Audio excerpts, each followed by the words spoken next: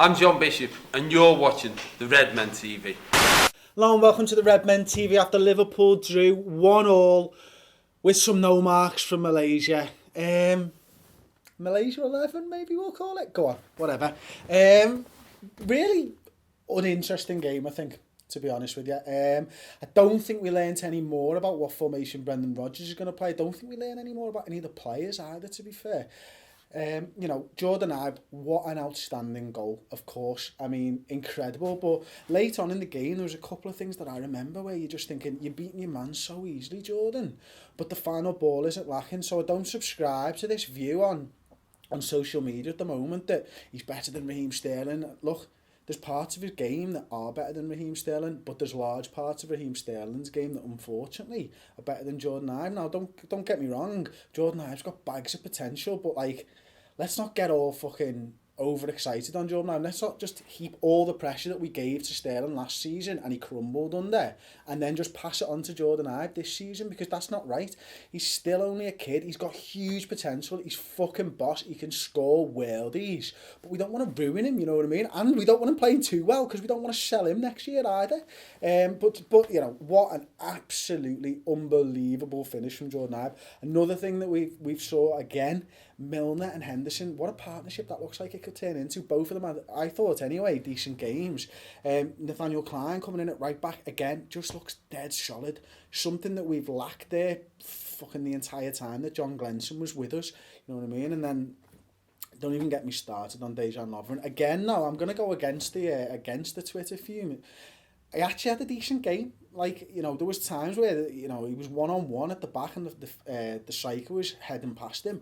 He does brilliantly. Look, he's not done good enough for the goal, and that's fucking... Hopefully he'll just get that out of him in pre-season, and hopefully when the Premier League starts, if he is going to play, which I don't want him to play, he gets those mistakes out of him. I think he is just far, far too mistake-prone for us. I like the look of Sacco, as everybody on social media does as well, but for some reason, Rodgers likes him. I'm not going to wipe the slate clean again. I did that twice last season, and I've been burned, but I will support him on opening day. It's dead difficult. Anyway, look, the game, it was what it was, but I just want to change the format up a little bit.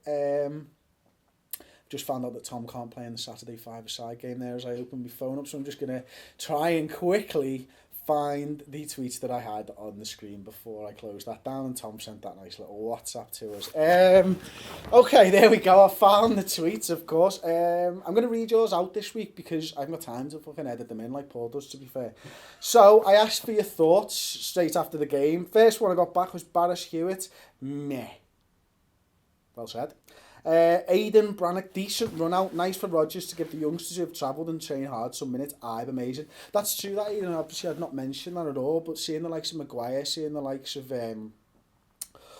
Rossiter come back on the pitch and stuff, it's always good to see. And Chirivella as well, it's someone that we want to see more of throughout the season. I don't think he's going to get that many opportunities, so to get to see them in what was a decent little environment and quite a competitive game, in fairness, was good. Jonathan Hartley, Man City signed the wrong winger. Thank God we've got Jordon Ibe. He could well turn out to be better than Sterling.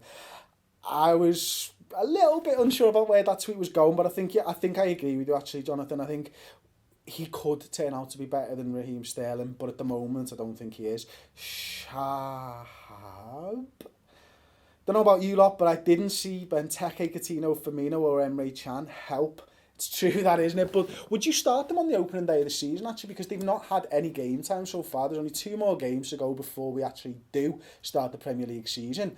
Is it likely that you think that we're going to see Coutinho or Firmino? Because, look, they've not played at all. They've not had a pre-season, so to speak. So it'd be interesting. I've got a funny feeling that we probably will go with Lallana over Coutinho or Firmino after seeing today's side as well. Caleb Coy, all too familiar. Had the chances, but couldn't convert. Looking forward to Benteke, Coutinho, Firmino and Chan. Steve-O, it was like watching last season all over again. Absolute dog shit. Ibe's goal, the only highlight. I don't think it was dog shit. Like poodle shit? Oh, that's a dog, isn't it?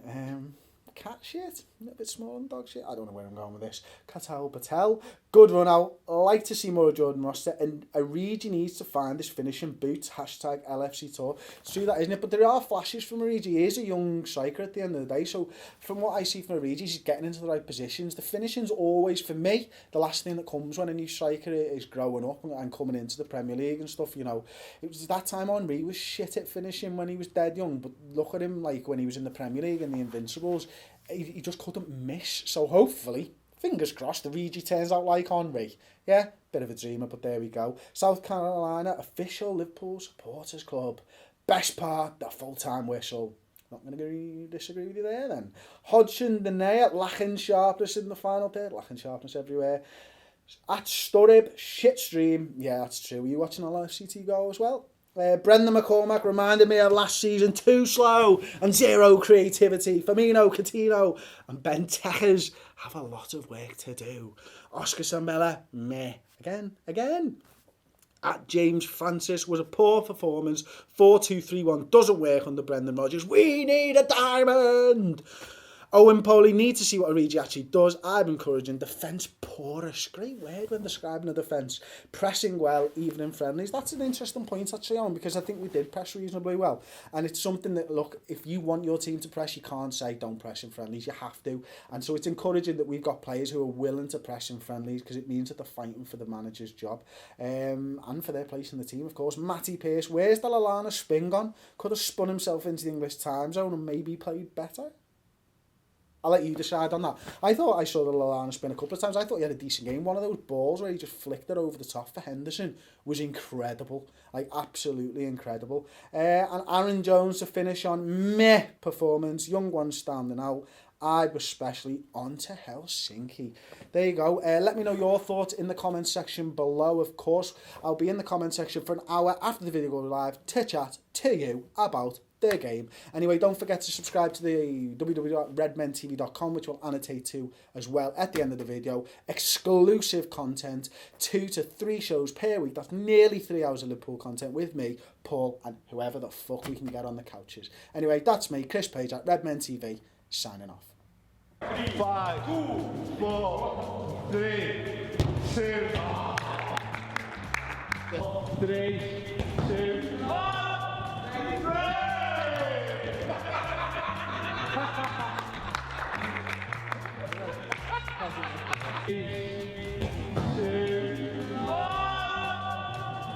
Go. 5, 4.